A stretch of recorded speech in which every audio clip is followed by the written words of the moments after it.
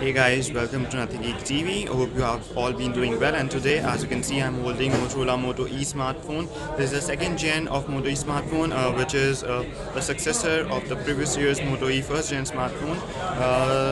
There have the basically the design they have adopted the same from the first generation Moto E, but the screen has been bumped up. Earlier it was 4.3 inch, now it's 4.5 inch display, and apart from that it's a QHD display which lies between a normal HD1 and a full HD1.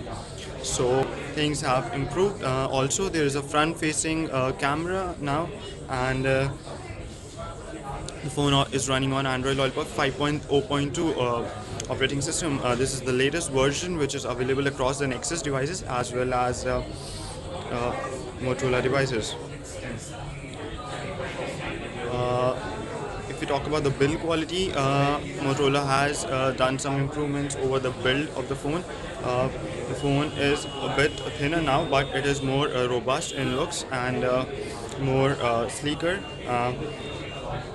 The volume rocker and the lock buttons are provided on the right side. On the top, you got a 3.5mm jack for the headphones. There's nothing on the right side, and the bottom a mic for voice input and a micro USB port, as you can see, for connecting, charging the phone and connecting it to the laptop or a PC.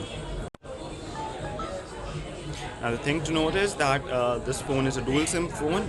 Both SIMs can be 3G, however they won't be active at the same time. You will need to switch between the SIMs. Apart from that, the backplate doesn't open, so that means the battery is completely sealed. I'll show you how can you insert the SIM. So this plate covering the perimeter pops out, and as you can see, these are the two SIM card slots, and this is the memory card slot where you can put in the memory card. So the back plate is sealed and the battery too is sealed. Apart from that, guys, I'll show you the phone is running like I told you earlier, Android Lollipop 5.0.2 OS. About phone, Android version 5.0.2. There's our Lollipops. The phone is running on Android Lollipop 5.0.2. It can make do with HD video recording coming to the camera. So Motorola has stayed put with the 5 megapixel camera, although the lens might look big, but it's still fixed focus camera. You have to manually tap on the screen and proceed with the focus. So I'll just turn on the focus for the camera. As you can see, the control and focus exposure, it has been turned on. I'll try to click an image. Let's click some text.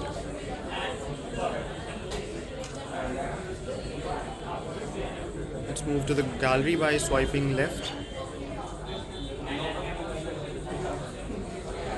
So guys, as you can see, the text is fine. It's rather improvement. You have been seen earlier video of first generation Moto E. The images have been improved. Let's check another image.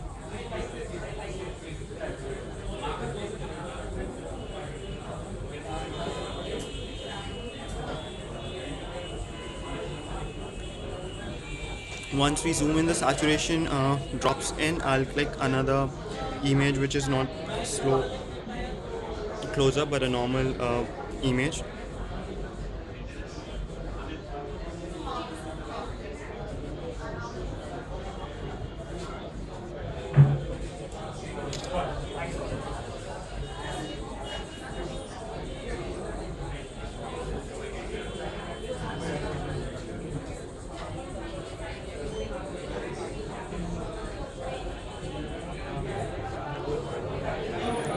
So guys, as you can see, the camera is fine. Obviously it's not a really great or a really fantastic top of the mill camera, but it will do the basic things for you. Once you zoom in, saturation starts dropping in and the detailing is just fine. I mean, So you can't ask more from a 7000 phone. The camera is fine, however there is no flash.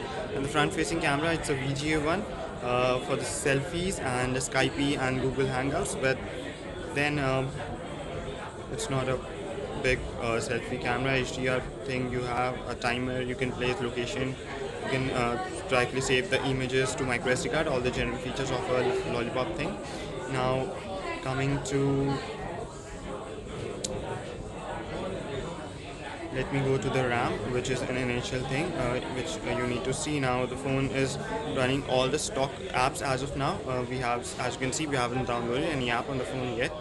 So you can see the system is occupying 190 MB of RAM, the apps are occupying 237 MB of RAM, and the free RAM is 489 MB. So all in all, you are getting 1 GB of RAM, out of which user available is 489 MB of RAM free, which is decent enough.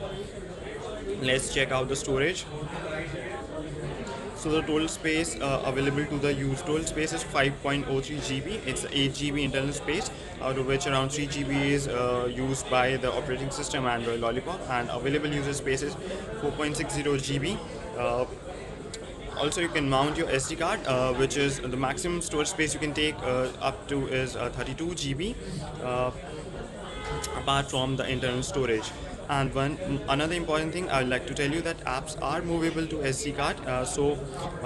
In most of the phones with low internal space, usually the internal space is 8 GB in phones where we are budget phones, and we get a place to insert the SD card. So can you move your apps to the SD card and free up your internal storage, so that the phone the apps don't crash, and there is always enough space for installing new apps or storing your WhatsApp or WeChat messages. So guys, this was a quick preview of the Moto E 2nd gen, you call it, or the new Moto E, or the Moto E 2015 handset. This is a black handset I'm holding. I'm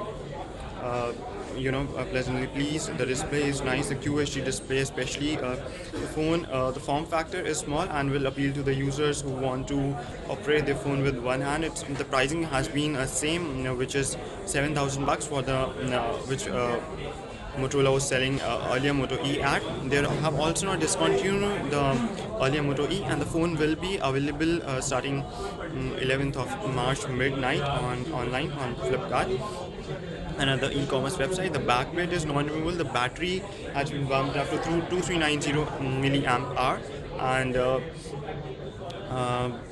like I showed you the RAM and other things.